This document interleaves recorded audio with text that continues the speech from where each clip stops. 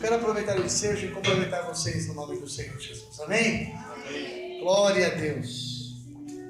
Marcos capítulo 16 e o versículo 15 diz assim: e disse-lhes: ide por todo o mundo e pregai o evangelho a toda criatura. Com a Bíblia ainda aberta, abra as vossas Bíblias no livro de Jonas, capítulo 1 e versículo 1. Jonas, capítulo 1, versículo 1. Diz assim: e veio a palavra do Senhor a Jonas, filho de Amitai, dizendo: levanta-te, vai à grande cidade de Nínive e clama contra ela, porque a sua malícia subiu até mim. Ainda mais um texto bíblico, João capítulo 16.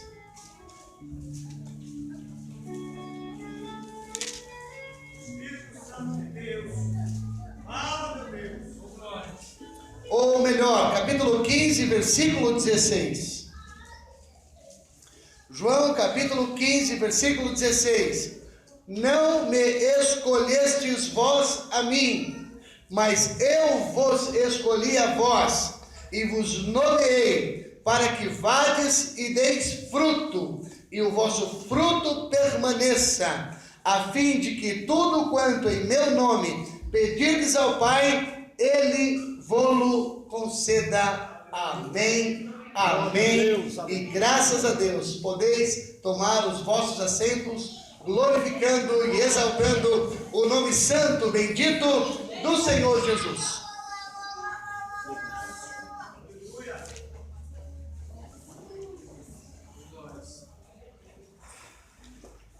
Glória a Deus. Quero agradecer a Deus pela rica oportunidade que nos concede de falar com os irmãos da palavra de Deus. Essa é uma oportunidade única para mim, pois desejamos estar aqui convosco, já há muito tempo ministrando a palavra de Deus. Os textos que lemos hoje, um texto no Velho Testamento e dois no Novo Testamento, eles têm de alguma forma uma correlação, eles estão relacionados. Porque no primeiro texto que eu li, Marcos 16, 15, Jesus chama os seus discípulos e os comissiona e dá a eles uma missão, a missão de pregar, de anunciar, de levar adiante a mensagem do Evangelho. Jesus dá aos seus discípulos a incumbência de levar a mensagem de boas novas às gerações subsequentes ou futuras. O texto que eu li no Velho Testamento, no livro de Jonas, Deus chama o seu profeta e diz: levanta-te e vai à cidade de Nínive e clama contra ela, pois a sua malícia tem subido diante de mim. Qual é a relação entre esses dois livros, ou melhor, sobre essas duas mensagens? É que em ambos os casos, o ouvinte recebe uma incumbência, a incumbência de levar uma mensagem. Hoje não é um culto de missões, mas acredito que não há momento melhor do que este de falarmos sobre tal assunto. A Bíblia está repleta de ilustrações ou de histórias falando de missões. Pois quando Deus cria o jardim do Éden e a terra, Ele dá ao homem uma missão: crescer, multiplicar e cuidar do jardim. Quando Deus chama Noé, dá a ele uma missão de construir uma arca para com ela salvar a sua família. Quando ele chama Abraão, a missão também de abençoar todas as famílias da terra, peregrinando e assumindo ele uma terra que Deus ainda lhe mostraria. Pois através de Abraão, Deus faria bendita todas as famílias da terra. Deus chama José, revela-lhe os sonhos de Faraó, e através dele preserva em vida o mundo da sua época, porque através dele constrói grandes celeiros e armazéns para armazenar comida suficiente para alimentar o mundo de então. Deus dá uma missão a Samuel: desce a Belém e unge um rei segundo o meu coração. A Bíblia está repleta de homens que receberam de Deus incumbências ou missões para fazer. O que dizer de Isaías, Ezequiel, Jeremias, Malaquias, Ageu, Sofonias, Obadias? Todos esses homens foram chamados por Deus para fazer alguma coisa para Deus. A Bíblia mostra isso porque a Bíblia é um livro missionário. A Bíblia é um livro que fala de missões. E as passagens que relatei agora, acho que provam isso. Mas não somente isso, nós servimos um Deus que faz missões. Vocês querem ver? Quando o homem peca no jardim do Éden, a reação dele é se afastar. Pois o pecado é uma das poucas coisas que tem poder de afastar eu e você da presença de Deus. Pois a ação imediata do homem e da mulher quando peca é se afastar de Deus. Mas quando o homem peca, Deus, o grande primeiro missionário das Escrituras, percebe isso e vai atrás do homem. Pois a Bíblia diz que é Deus quem vai ao jardim e não Adão atrás de Deus. Porque o nosso Deus é um Deus que ama aquele que criou. Ele vai até o jardim em busca da sua criatura, ainda que mesmo esta haja pecado. Esta noite Deus está à sua procura. Sabe por quê? Porque Ele te amou primeiro. Porque Ele provou o seu amor para contigo, enviando o seu Filho para morrer por ti e por mim, sendo nós ainda pecadores. Deus é o primeiro missionário das Escrituras Sagradas, deixando-nos o exemplo do que devemos fazer para com o nosso próximo. Devemos resgatar, devemos buscar, devemos trazer, devemos proteger aqueles que estão em trevas, afastados por qualquer motivo ou por qualquer pecado.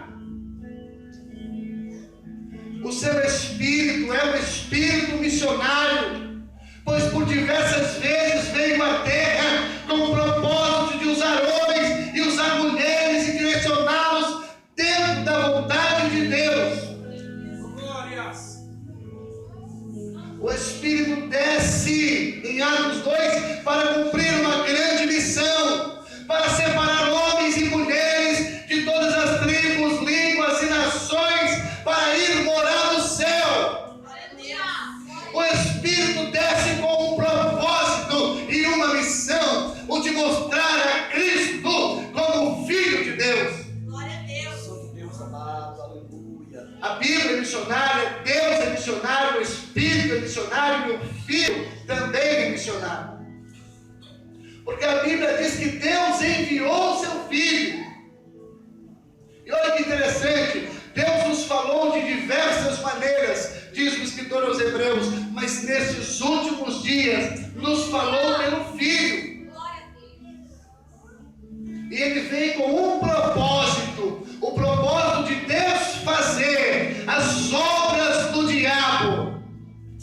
Jesus tem um propósito e uma missão, pois ele diz: ninguém tira a minha vida, eu a dou. Glória a Deus.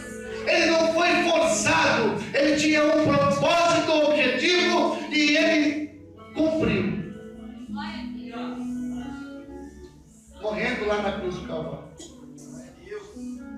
Agora olha aqui, Jesus chama os seus discípulos e dá a eles uma incumbência.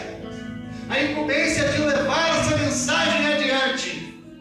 Assim como aquele que carrega o bastão numa corrida de bastão e passa para o próximo, dando ele a autoridade e a incumbência de entregar ao próximo, assim Cristo, naquele momento, passa à igreja a responsabilidade de levar essa mensagem adiante. E agora eu quero fazer um paralelo com a vida do profeta Jonas. Muitas coisas nos foram faladas essa noite. Vindo dos jovens, né? Eu vou morar no céu, eu prefiro ser fiel, meu lugar é no céu. Oh, aleluia! Oh, aleluia!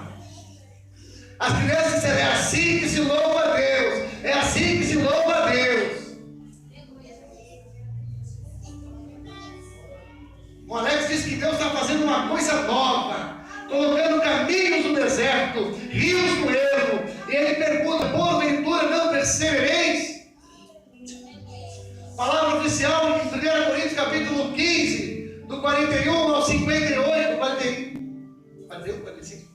até o 58. Paulo falando acerca do arrebatamento da igreja, momento maravilhoso. Aleluia. Oh, grande Deus, graça, aleluia, louvado o nome.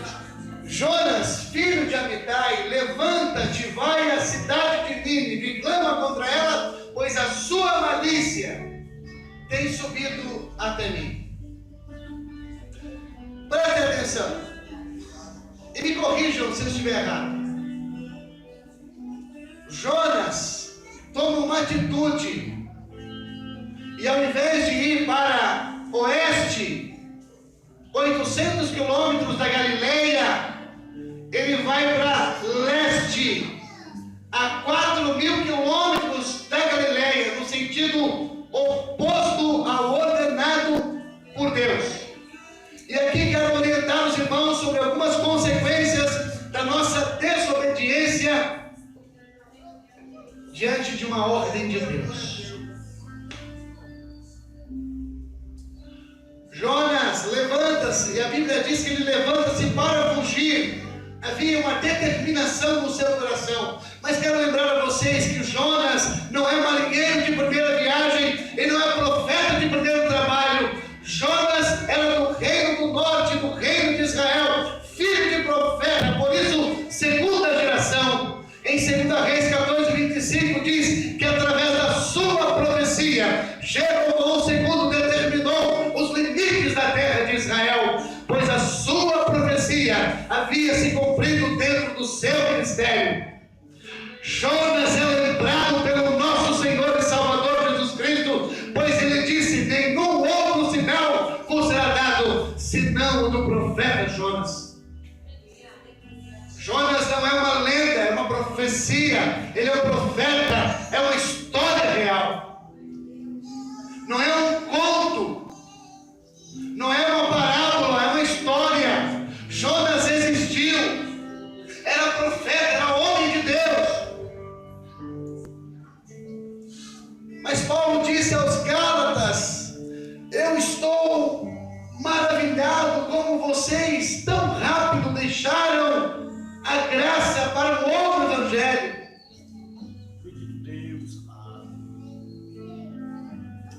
Jonas se levanta e desce a Jope, uma cidade portuária, e ali encontra um navio que vai para Tarsis, um navio fenício. Tarsis era o oposto. Tarsis era o oposto do endereço para onde Deus o havia mandado. Aí eu me pergunto: a que distância eu e você está do propósito de Deus? Cada um julgue a si mesmo, para que não precise ser julgado ou repreendido pelo Senhor. A que distância estamos nós do verdadeiro propósito de Deus para a sua igreja, para o seu corpo e para a sua criação? Ide e pregai o evangelho a toda criatura, disse Jesus aos seus discípulos, posteriormente apóstolos. Levanta-te e vai à cidade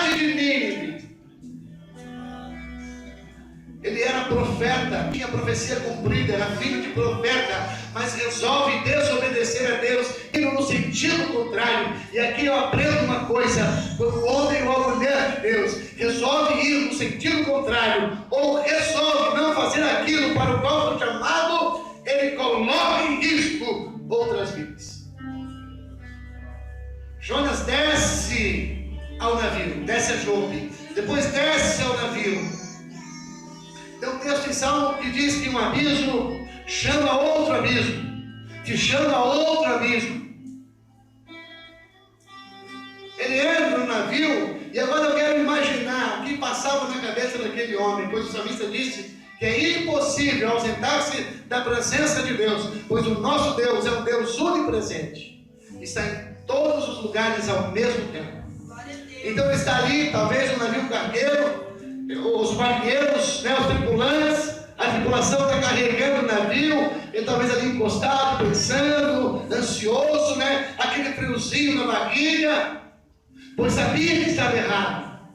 De repente, a âncora é puxada, o navio é solto do cais, e ele começa a se afastar da costa, ele começa a se afastar do litoral, a praia começa a ficar distante. E olha aqui, a Bíblia diz que Pedro, quando Jesus é preso, começa a segui-lo de longe. E eu temo que haja nesse auditório pessoas que estejam seguindo a Cristo de longe. É tempo de regressar, é tempo de voltar a praticar as primeiras obras, pois ele diz: eu tenho contra ti que abandonaste o teu primeiro amor. Então o barco, o navio começa a se afastar, o navio começa a ficar longe, e talvez um sentimento de pseudo ou falsa paz invade o coração de Jonas e fala: maravilha, consegui. Ninguém me abordou, ninguém falou nada. E às vezes é assim, né? Eu entro na igreja com medo do profeta, e quando eu saio, não falou comigo, ninguém me abordou, ninguém comentou. Eu acho que ninguém viu. Ele viu. Ele viu.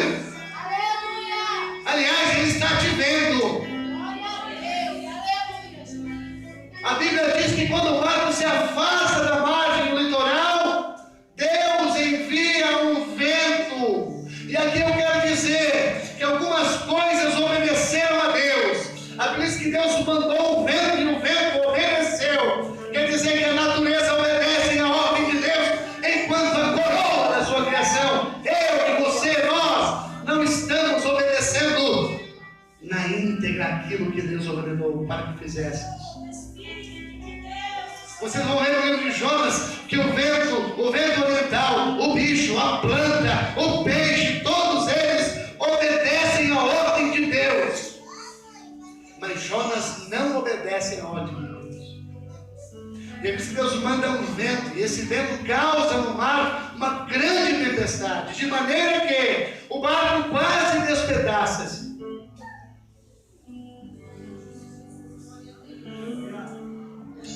Jonas fez uma escolha, a escolha de não ouvir a voz de Deus.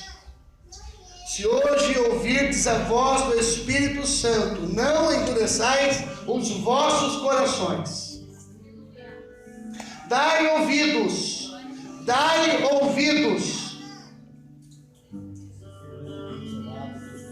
pois as pessoas que estavam ao redor de Jonas, todos eles sofreram. E ali era um fenômeno na natureza. Eu fiquei me perguntando: Senhor, será que por causa dessa mornidão, esses tsunamis, esses terremotos, tufões, furacões, querem dizer algo à igreja?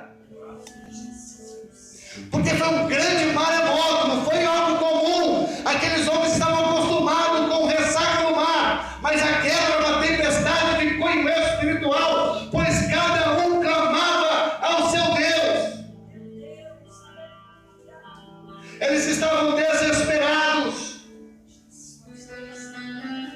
E E Jonas estava vendo aquela condição. Agora eu quero trazer a memória da igreja. Como eu posso clamar a um Deus de quem fujo? Pois cada um ao seu modo estavam clamando. Pois sabiam que a tempestade vinha de fundo espiritual. Mas Jonas observa que ele continua descendo, desce para o porão. E se não fosse o suficiente, lá no porão, dorme um sono profundo. Em umas traduções mais atuais, se roncava Jonas no porão do barco. Ele tinha uma incumbência, a incumbência de levar uma mensagem. Ei, você tem uma incumbência, eu tenho uma incumbência, nós temos uma incumbência de levar a mensagem adiante, de pregar o evangelho, de falar da palavra, de dar bom testemunho. E quando não fazemos, as estatísticas são alteradas de maneira negativa. Nesse caso aqui, irmãos, foi o mar que ficou revolto.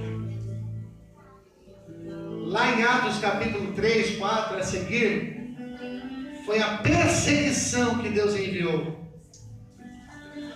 Agora você já consegue identificar as provas que estão vindo sobre a igreja de maneira a acordar o povo de Deus?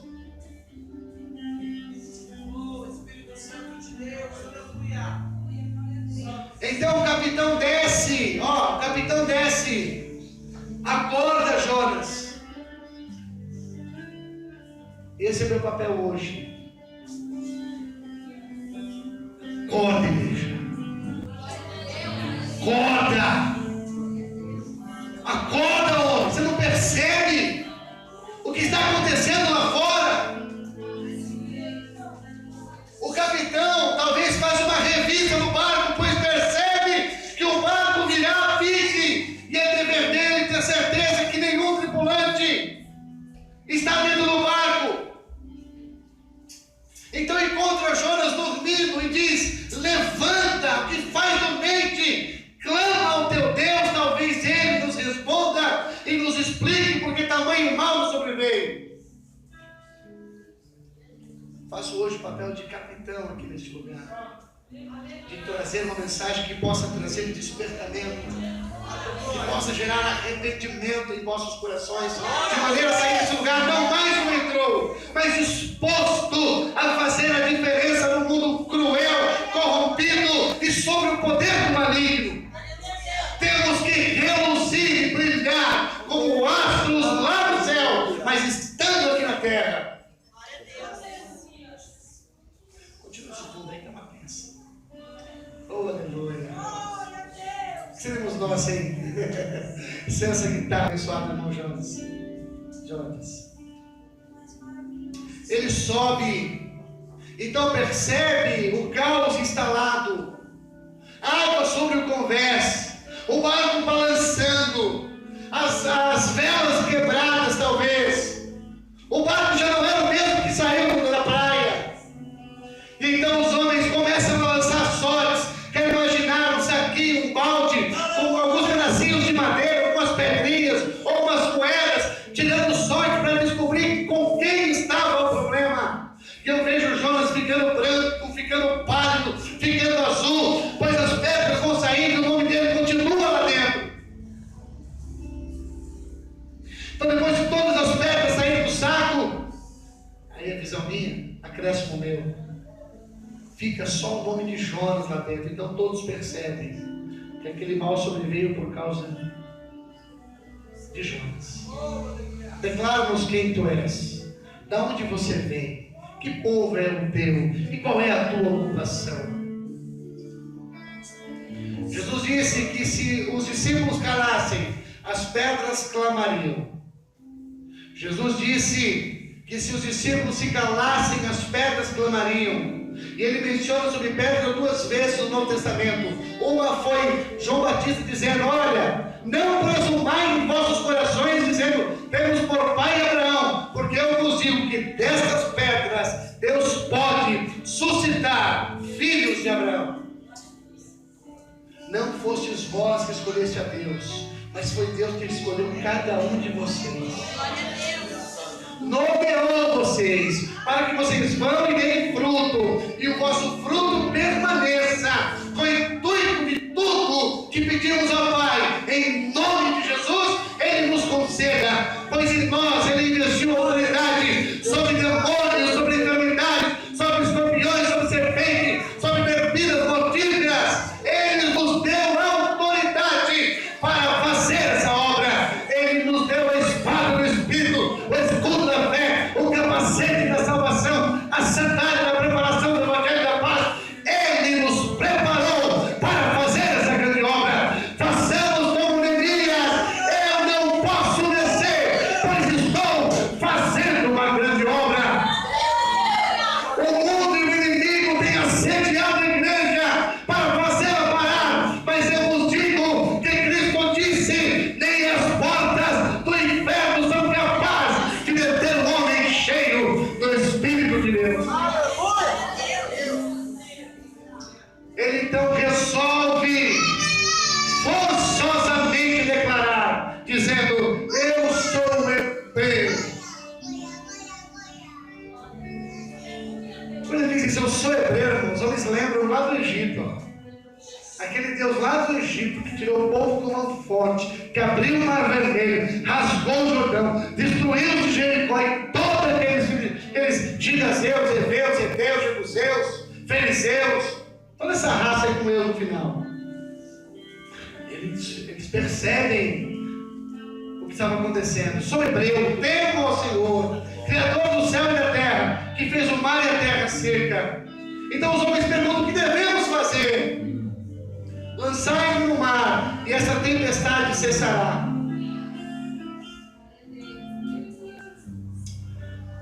Uma palavra dura, eu sei, mas Jó disse que é Ele quem faz a ferida. É Ele que cria a chaga, mas é Ele mesmo quem liga. Jó disse: não desprezes a correção do Todo-Poderoso, pois Ele corrige os que ama. E eu digo antes tarde do que nunca. E olha só, lançar-me no mar e essa vai cessar. Muitas coisas só vão mudar quando nós sairmos dessas portas. Muitas coisas só vão mudar quando nós sairmos do barco. Muitas coisas só vão mudar quando nós deixarmos o conforto dos nossos lares e formos para as ruas.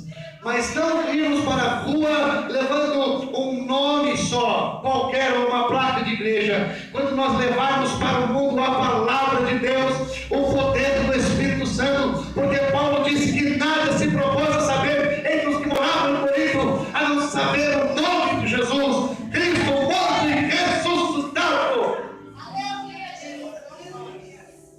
Ele não foi de Corinto com sabedoria de palavra humana, mas em demonstração de poder. Quando nós saímos dessas portas, pois faça uma experiência pegando o saleiro fechado e jogando dentro do feijão. Não terá efeito algum. Precisamos romper essas barreiras. Precisamos vir para a igreja pregando o Evangelho, voltar para a igreja pregando o Evangelho. Precisamos ir trabalhar pregando o Evangelho. Precisamos ir para a escola pregando o Evangelho. Precisamos ir almoçar pregando o Evangelho. Precisamos ir a qualquer outro lugar pregando o Evangelho. Pois um pouco cheio de tempo e o que há de vir virá e não tardará. É dever da igreja. É dever da igreja. E ficar parado é muito semelhante a ir no sentido contrário. Estou concluindo aqui a mensagem, irmãos. Obrigado pela paciência de todos vocês. Os homens resolvem continuar remando, porque demonstram muito mais empenho em salvar vidas do que Jonas. Jonas falou: me lancem no mar. Eles não lançam Jonas. Eles continuam remando, tentando chegar na costa.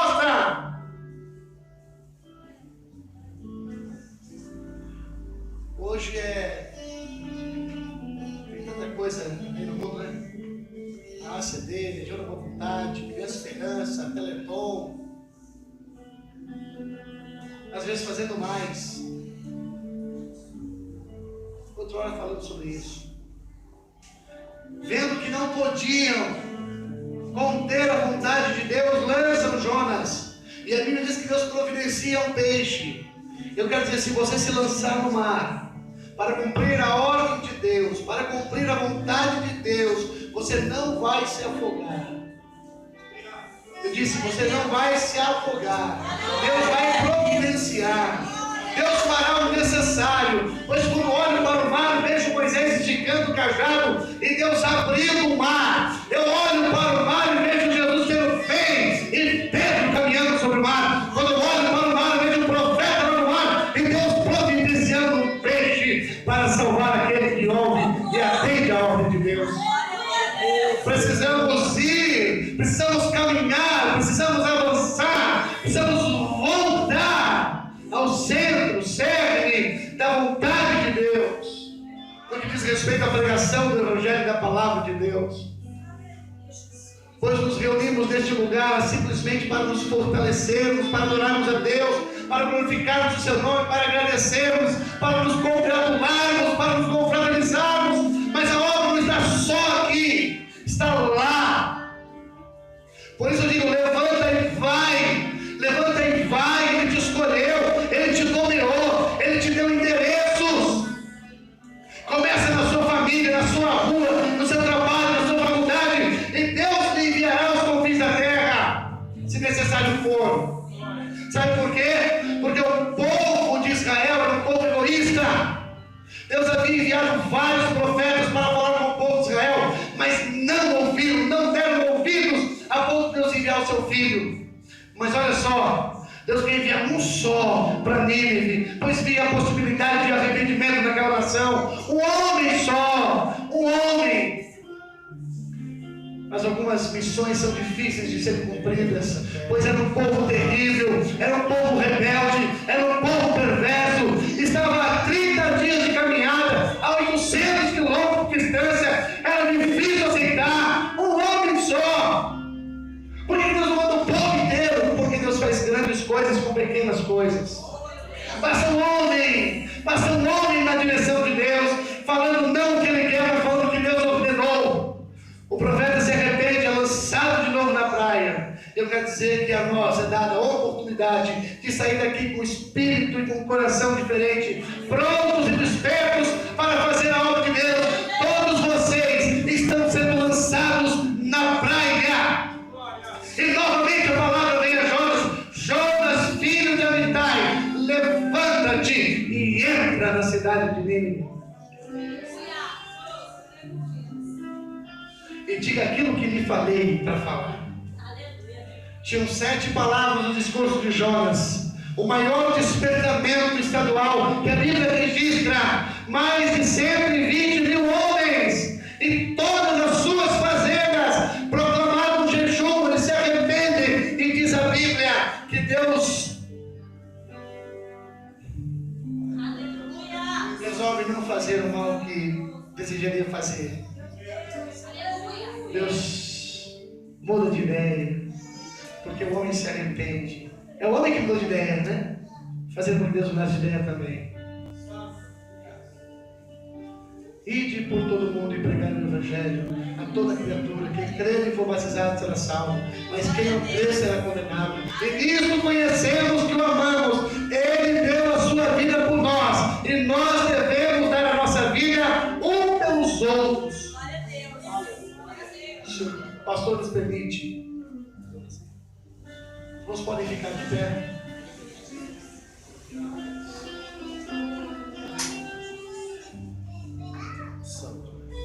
Aqui na terra nós precisamos ser comissionados pelos ministérios a que servimos, para que possamos entrar numa instituição pública, num hospital, num presídio, numa casa de recuperação. Mas há 2000 anos atrás, Jesus credenciou todos vocês que estão aqui.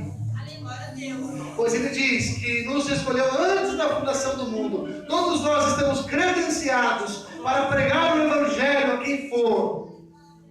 E aqueles que o aceitaram, receberam o dom do Espírito Santo, receberam com ele a autoridade para expulsar demônio, para curar a enfermidade, para falar novas línguas, e se beber algo mortífero, não lhes fará dano algum. Glória a Deus. Bendito Deus. Queria que levantasse a mão aqui, o primeiro missionário.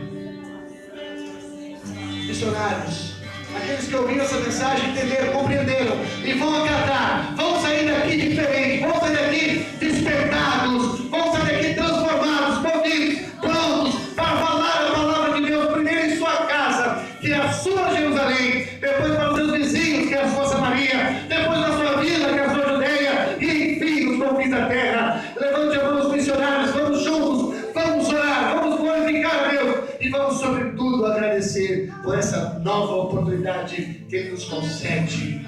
E ainda assim, ainda que parados ou andando no sentido contrário, temos a oportunidade de olhar de novo para frente e fazer a vontade de Deus. Vivemos os últimos dias, não podemos mais perder tempo. Devemos remir, resgatar o tempo que nos resta para salvar algum, para salvar vidas, para salvar almas, para levar almas ao reino. O nosso trabalho é evangelizar. Ele que dá o crescimento, é Ele que dá o crescimento. Um planta, o outro rega, mas é Ele que dá o crescimento. Por isso, Pai, Senhor, em nome de Jesus Cristo, aquilo que o Senhor colocou em nosso coração, Senhor, foi entregue à tua igreja, foi entregue ao teu povo. As pessoas que estavam aqui ouviram, Senhor, essa mensagem. Espero que tenham compreendido e peço ao teu Espírito que continue envolvendo, trabalhando, incomodando e atuando em cada um desses corações, a começar da tribuna, descendo pela igreja, alcançando a portaria desse trabalho. Senhor, em nome de Jesus, agora move, agora transforma, agora toca, agora trata, em nome do Senhor Jesus. Envia-nos a nós, Senhor, para fazer essa obra poderosa. Sabemos, estamos conscientes da nossa incumbência e da necessidade de fazer a tua obra. Em nome do Senhor Jesus, eu agradeço essa rica oportunidade. Amém. Graças a Deus. Deus abençoe nosso irmão Marcelo. Graças a Deus.